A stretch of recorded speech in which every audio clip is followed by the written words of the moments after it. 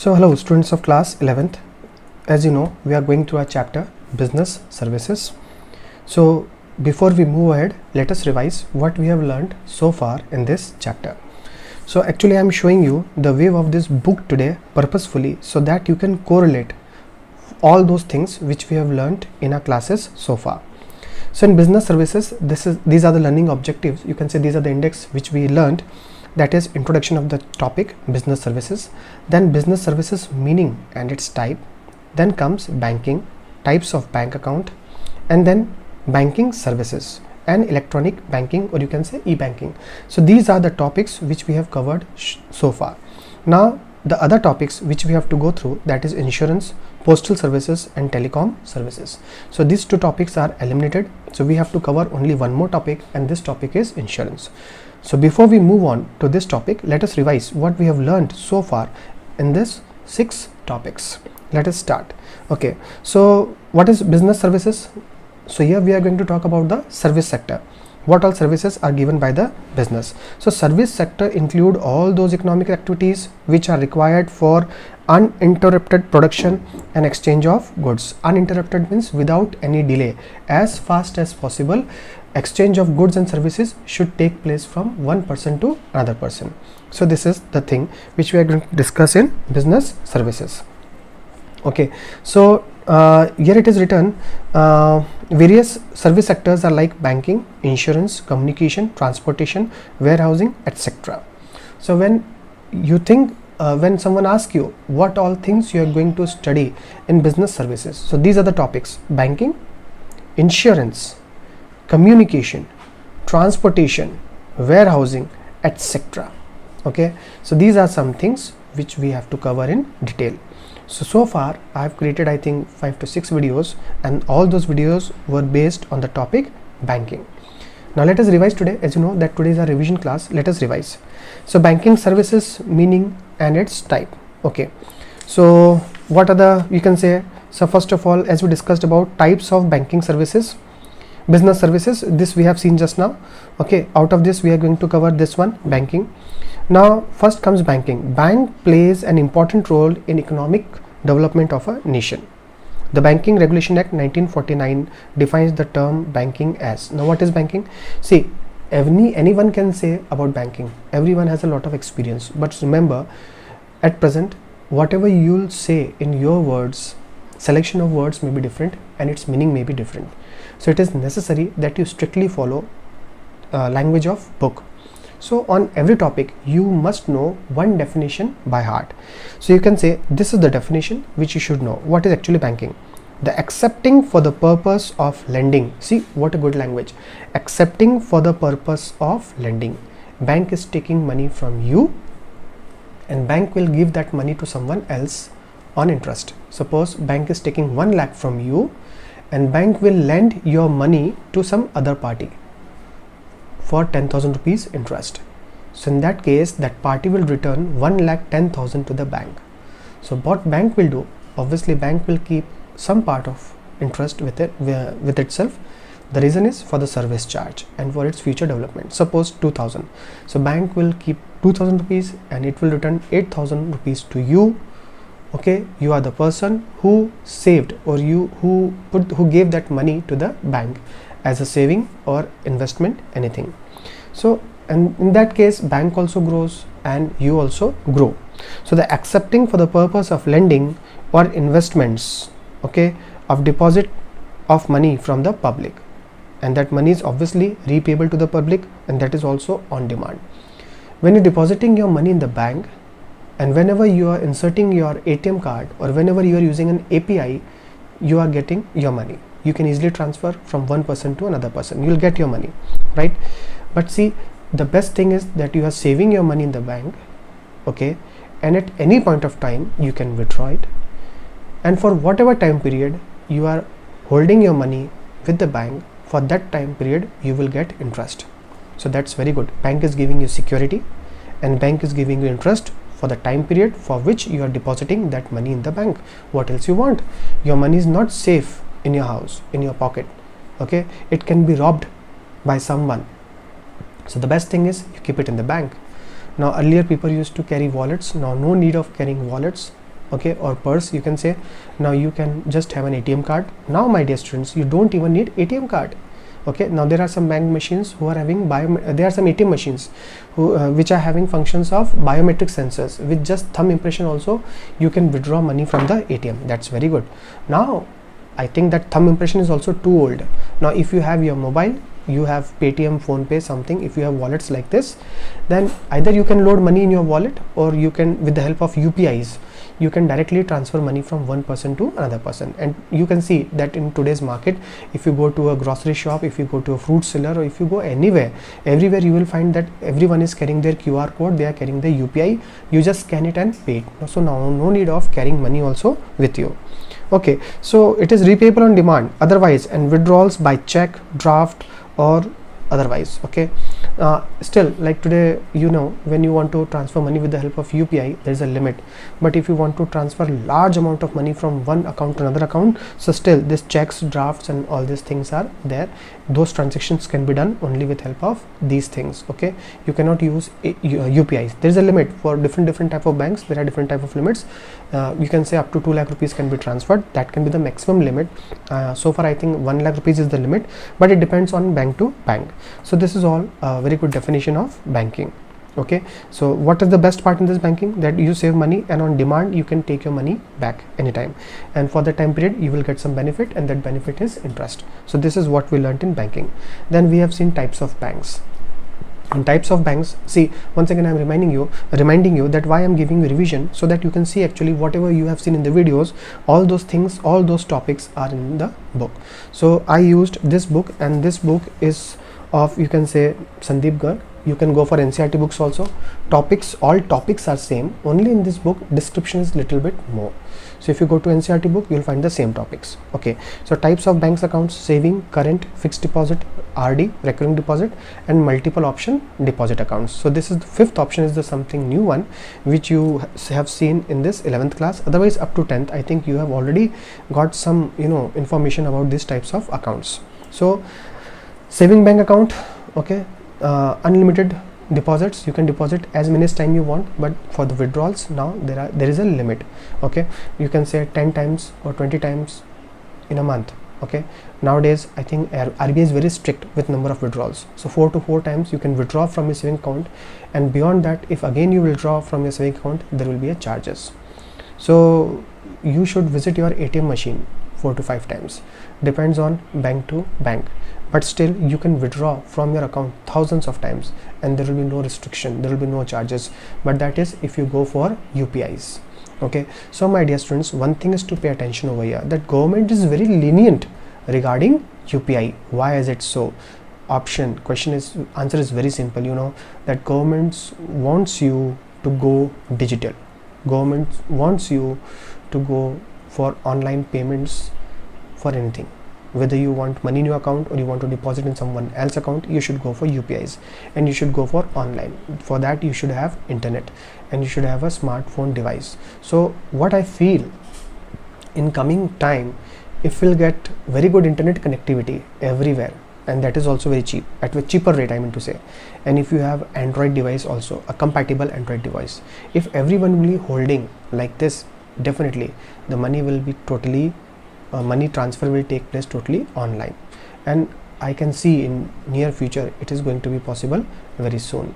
Now one big question arises here, that why government, why RBI? No, sorry, I should not use word government, I should use only RBI. Okay, I beg your pardon for that. So why RBI is insisting everyone to go online? See, concept is very simple. Earlier, when a shopkeeper was selling goods, he was taking hard cash, and he was not depositing that hard cash on the time, on correct time in the bank, and he was retaining that hard cash with him somewhere very safely in his or her locker. So what happened, that money got locked, that money got stagnant in one place. It is not going in the market, it is not going back to the bank. If that money will go back to the bank, so obviously what money will do, what bank will do, bank will lend that money to some other person, some other needy person at some rate of interest. So like that, money will keep on multiplying, and money will keep on circulating or rotating in the market. So when money stops in one place, bank faces difficulty in fulfilling the demand of money, in giving the loans, etc., which is not good for GDP, which is not good for a nation. So what initiative RBI has taken, that now RBI is promoting UPIs. Okay, so far any number of transaction with the help of UPI is not chargeable, it is free of charge. Maybe in future they may apply some charge on this after a certain number of transactions. Anyhow, let us see. So if you'll go for online, so what happened, from one account to another account, this points will get transferred. That's very simple. Points will get transferred from one account to another account. That it means that money will be with the bank, and if the full time money is with the bank, so here RBI will be in a very good position to take decisions regarding lending, regarding giving loans to the needy person for business purpose, for house construction purpose, etc., etc. Okay, so that's a very good initiative taken by the RBI, and we people are also feeling comfortable. Hardly, I think, I have never heard or I never experienced that some fraud had taken place when I went for UPI transactions and all. I am assured that UPI transaction is safe. Okay, and I hope and pray that in future also it will be safer like this only. So saving account, now we'll go for the current account. In current account, on saving account we get interest, but in current account we don't get any kind of interest, because you have facility of unlimited times of deposits, and the most important, unlimited times of withdrawals. So current account is basically maintained by the businessman. Okay, so that a businessman issues hundreds of checks per day, and he also receives hundreds and thousands of checks per day. So all these transactions are, all these transactions are done through bank, so your tax calculation can also be very fair. Okay, there is no chance of frauds, one thing, and your money will be safe. If your money is with the bank, it will be safe. So that's a current account, and obviously in current account you will not get any kind of interest, but you may have to pay some charge for all these transactions, but this charge is basically very nominal. Next is fixed deposit account. When you deposit your money in the bank for a fixed time period, so now bank is assured, if you deposited that money for 5 years, so now bank is assured that for next 5 years you are not going to come to take that money back. So we know with full safety and full confidence that money can lend that money to some other needy person at a very higher rate of interest, and here you will also get a very good rate of return. But it is not that if you have signed an agreement for 5 years, so before 5 years you cannot go. You can go before 5 years also, but in that case there will be some penalties, because you are going to break an agreement. So in that case there will be some penalties, and what all benefits you're going to get on FD, those benefits will be very less, or there will be no benefit on that. So anyways, that fixed deposits gives you a very higher rate of interest. Next comes recurring deposit account. Now suppose what happens, that you want to get benefit of fixed deposit. Suppose someone told you that if you will deposit 5 lakh rupees, then after 1 year you will get total 6 lakh rupees. So that's a very good option, but you don't have 5 lakh rupees to invest. Doesn't matter. If you don't have 5 lakh rupees to invest in one go, then you can invest that 5 lakh in installments, and that topic is called recurring deposit account. Now the most important one is, you can say, multiple option deposits, MOD. Okay, so what is MOD? Accounts interlinks the saving bank account with the deposit account, and any amount in excess of predetermined amount is automatically transferred to fixed deposit account. That's very good topic. Okay, now suppose see, I am you can say I am a salaried person, right? So I am also maintaining a saving bank account, and when do I transfer my part of income in saving account? First of all, I meet all my compulsory expenses, then I keep some money in my pocket for running expenses, and whatever amount is left, which I think that I'll try to save it, I will try not to spend it, so I put that money in the saving accounts. Fine. So, and that some things are unprecedented, some incidents may take place, some accidents may take place, some opportunities may come in front of you, and I may be in need of money. So I wish that in my account I should have 50,000 always. Okay, my requirement is that in my saving account I should have 50,000 always. So what I will do, I will instruct the bank that whenever I'll save my money in the bank, the maximum balance should be 50,000, and if my saving goes beyond 50,000, then that extra money should be transferred to fixed deposit account. And suppose you used this scheme for 3 years, so you will have FD as well as saving. So you have to set that how much amount you want in your saving, and that remaining amount you can get transferred to fixed deposit. So this concept is called multiple option deposits. Once again, reminder, whatever I have shown you in my videos, I am just giving you a preview. Yes, these things we have learned from the book. Then banking services, these all are the banking services what bank is giving to us, that is bank draft, banker's check. Okay, what is difference between bank draft and banker's check? Bank draft is an order issued by bank or any branch of the same bank to pay specific amount to the person named on it. Okay, suppose on a check, if I write your name, so that money will be payable only to you, that is bank draft. Now what is banker's check? Banker's check is almost like a bank draft. It refers to the bank draft which is payable within the town. This is very important, within the town. So it has a limited area and it has a vast area. Okay, so you can say SBI Mahu can issue bank draft for SBI Jaipur. Now here SBI Mahu will issue draft only for another SBI Mahu. So this is within a town. Then very important things which we have discussed is RTGS, real time gross settlement. Real time means hand to end, in real time, real time gross settlements. Okay, then after this RTGS we discussed NEFT, National Electronic Fund Transfers. So a lot of important points we have discussed, and these topics are very important, RTGS and NEFT, from exam point of view. Go through it thoroughly. If you have any doubts, go to my previous video and try to understand these topics, real time and gross settlement. Okay, and the other topics are maximum and minimum amount stipulation. What is the maximum and minimum? The minimum amount is 2 lakh, and for upper ceiling there is no limit. Okay, then what all information is to be given by the person who is going for RTGS? These are the informations.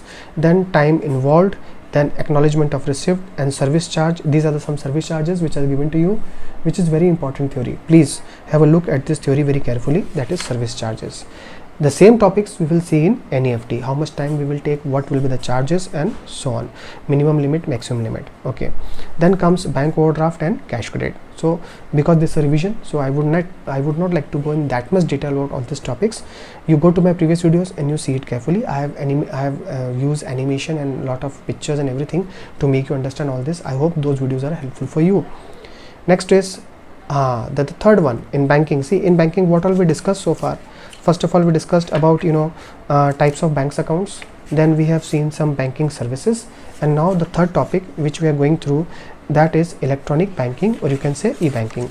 If you see carefully, earlier we have seen here types of bank account, banking service, and now electronic banking or e-banking. So this is the topic, electronic banking using computers, mobile phones, etc. This is called electronic banking or e-banking. Obviously for electronic banking, what do we need? We need internet.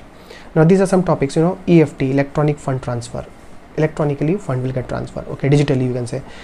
ATM, that is automated teller machine. A lot of people says anytime money. That may not be correct. Okay, that's okay, but the most important, the real full form of ATM is automated teller machine. Then point of sales, this is very important. We all are using point of sales concept. Today when you're going to visit, when you go to a shop and you purchase something, you take out UPI, you scan the QR code and you pay that money hand to hand. That is called point of sales. At the time of purchasing itself, you pay the money. That is called POS, point of sales. Okay, how do you pay the money? You pay money with the help of UPIs by scanning QR codes or swiping ATM cards. Okay, and you use a small machine in which you swipe the card. So that is called micro ATM. One ATM is in the bank, you see, okay, a big machine. Okay, and one is when you go to the shop, there also you see a small swipe machine. That is called micro ATM.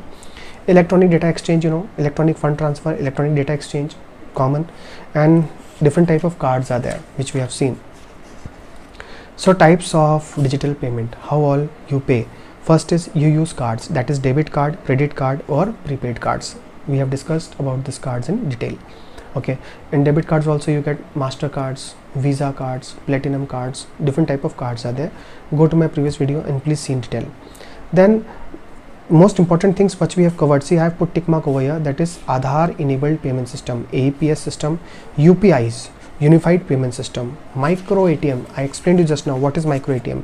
Then mobile wallets, phone pay wallet, Paytm wallet, and all this thing, Google and all this thing. Then Bheem, Bharat interface for money.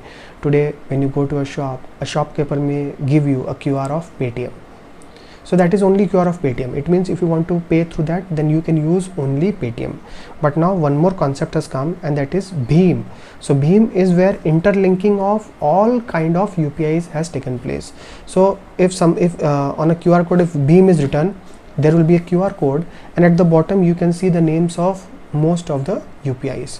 So all these UPIs came together and they developed a QR code for them. So you can use Bheem also. Okay. And you know, as I explained you in my previous video, that Bheem app was bought up by RBI. Okay, although PhonePe is very popular UPI, but Bheem is, you know, as an integration of all the UPIs. So then point of sales, I made you understand, when you purchase something, at the same time you pay the money, that is point of sales, and internet banking and mobile banking. So my dear students, these are some topics which we have learned. See, benefits of e-banking to the customers and benefit of e-bankings to banks. Benefit of e-banking to bank is that money is with the bank, and after and you know, in any case the money will be with the bank if you're going for e-banking. If you're going for electronic fund transfers, you know, every time the money will be the bank, and RBI will be in a very strong position to rotate that money. That's very good, and that should be the right way. That is the right way actually to the banking transactions. Benefit of e-banking 24/365. The only issue here is security. Are you feeling safe with your money when you're going for online? That you have to see, because you know, spammers, hackers, this kind of people are always there, and so far excuse me, so far we never heard any kind of such fraud is taking place with someone in someone's account. I hope and pray that in future also we may not face such kind of consequences, otherwise it will be disastrous for many people. So far it is safe, and you know, day by day our confidence is getting built up that we are going for UPIs and online banking, and we are safe. We are building up our confidence like this. You know, one suggestion I would like to give you: when you're going for UPI or wallets or something for payment, you should always use OTP instead of using password. You should go for the OTP options, because OTP comes on your mobile and it works only for 5 to 10 seconds. Your password can be hacked, but hacking the OTP is, you know, it can be hacked, but it is very, very, very, very difficult. Okay, so far I have never heard any kind of such kind of frauds or anything. If someone asks you about details of your bank, please do not share any kind of detail with anyone. That's very important, you have to keep in mind. Now in next class we will cover our topic insurance, and that will be the last topic, and then we'll go for our new chapter after business services, and our new chapter will be emerging modes of business. I hope so far you are able to understand what we are learning. See you tomorrow. Have a nice time. Stay home, stay safe, and keep distance. Okay, see you. Bye.